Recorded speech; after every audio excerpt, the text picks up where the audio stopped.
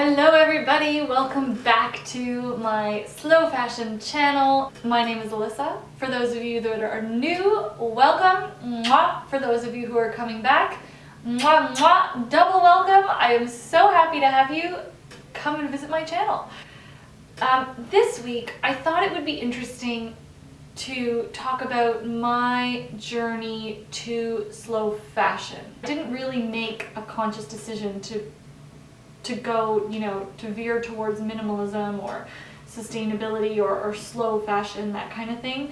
So I'm just gonna jump right into it. You know what? I'm just gonna get a cup of tea because I think this is like story time. Hang on.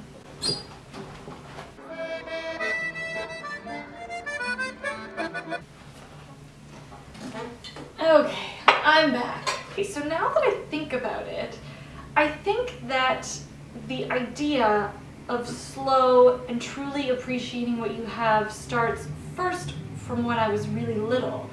And both my parents are immigrants, or my mother was born here, but her parents were immigrants, Italian, both of them. While I never felt as though we didn't have anything or that we couldn't afford anything, I grew up with an amazing childhood, never wanting for anything. But when I was little, if we received something that we had asked for, then that was a really big deal. That was a treat. So right from the get-go, I understood that our clothing and our possessions are not disposable. Further on, a couple of years down the road, we had a good friend of ours who took my mom and I to Value Village. And I was like maybe a teenager, maybe a late teenager. And she took us to Value Village and she opened up our eyes to the beauty of thrifting.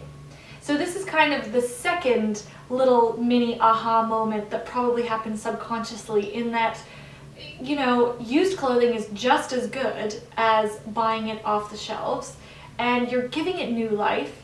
Plus, it allows you to have a little bit more of a different and unique personal style. So that was really cool. Oh, and also, it was way less expensive than buying first-hand clothing. So as I got older, I went to university and I went to high school and all these things, and I kind of veered off the slow fashion track. Like I said, I wasn't even really on the slow fashion track, but let's say I had a phase of excess. I graduated from university with a finance degree and got a really good job right out of school. I had saved enough money to buy a house with my boyfriend, who is now my husband. So we bought a house, and you're making a lot of money, you're living this ridiculously adult lifestyle, and I would see all these, young professionals coming into the office wearing really nice clothes, and that was a time where I discovered how much I love beautiful things. But I went a little bit overboard and kind of just bought, not everything, but if I saw something on someone else that I liked, I would buy it. I wouldn't even think about whether it would look good on me or whether it was to my taste. I just thought, oh, I want to look like her, so I'm going to buy that. So that was kind of a really big phase of experimentation, and at that time, that's when I learned to love vintage. Although vintage is slow fashion, I purchased a lot of vintage pieces that actually served no personal purpose to me at all. And in my opinion, you can buy sustainably made clothing and shoes and secondhand and thrifted items, but if you're not wearing them,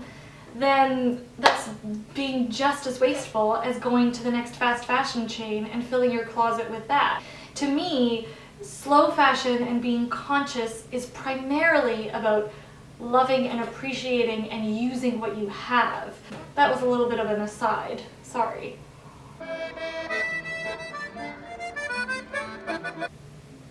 But that whole period of excess, let's call it, then found me always being really confused, always wanting what was next, and always wanting what other people were wearing. I was constantly comparing myself to other people, and that's no fun. So yeah, that was really no fun. So after that, my husband and I got married, and the same year we got married, we moved into a condo. So we had our house that we had originally purchased was about 1,250 square feet, and then we moved to about half that size. Our condo now is about 700 square feet. I think it's 720 with the balcony. So we had to get rid of a lot of stuff. And my husband, I don't know, maybe he had like read a book, or he's actually quite creative and ahead of his time. So I think he was the one who really pushed and said, Alyssa, you know, you love to shop, but you're gonna have to pay attention now. Everything, and so he kind of laid down this rule of whenever I would buy something, I would have to let something go. And so for the first year of living in the condo, I found I really didn't shop. We had done a huge purge of all our clothing. I mean, you've seen my closet. If you haven't, I would suggest you go watch that video so you can see exactly how much space I actually have and work with. A couple of years go by, and so in addition to just physically limiting the space I have to keep my clothes in and implementing the one in, one out rule, I also realized that not having a lot of space made me super duper hyper focused. Every piece of clothing that is hanging in my closet is taking up a lot of valuable real estate. So if I'm not wearing it on the regular, I don't want to have it there. So that was a really interesting revelation. On top of those little rules that my husband had implemented, I then switched careers, and from international finance, I went into retail. So the kind of moment of revelation that I had that I would love to share with you is that there will always be something new and cool coming out. Always. So there will never, ever be a time in your life where if you didn't buy a pair of shoes or if you didn't buy a dress, that you will like regret it forever. That just doesn't happen, because there is always new stuff coming. And that understanding really set me free. So I hope when you're shopping, or if you have trouble with impulse purchases, that one little tidbit really helps. So we're kind of coming to a close to the moment where I realized that the habits that I had slowly implemented after living in this condo for the past 6 years, where it kind of came to light.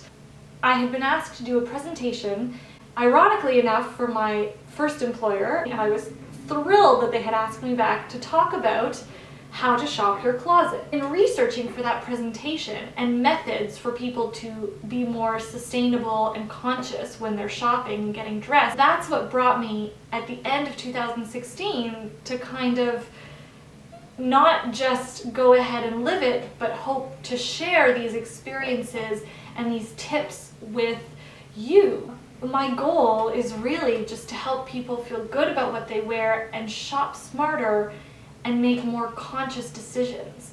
My journey, I hate calling it a journey, I don't know what to call it. This slow fashion path that I'm on, I would say, is far from being over. I have so much to learn. If there are any points of sustainability or conscious consumerism that you're interested in learning about, that are kind of separate from the whole slow fashion take that I have, then I would love to hear from you. Let me know in the comments below. I hope this video wasn't too long for you, but I thought it was important to share my story, and I'm glad I did. So for those of you who are still here, give this video a thumbs up. Thank you so much for watching. Comment, subscribe if you haven't done so already, and don't forget to tap the little bell, because that's what will allow you to get a notification every time I post a video, which is every Sunday. Hopefully at 11 a.m. if I can get it together every week, which has been so far the case, knock on wood. Okay, that's it for me. Ciao for now. Thank you so much for watching. Bye!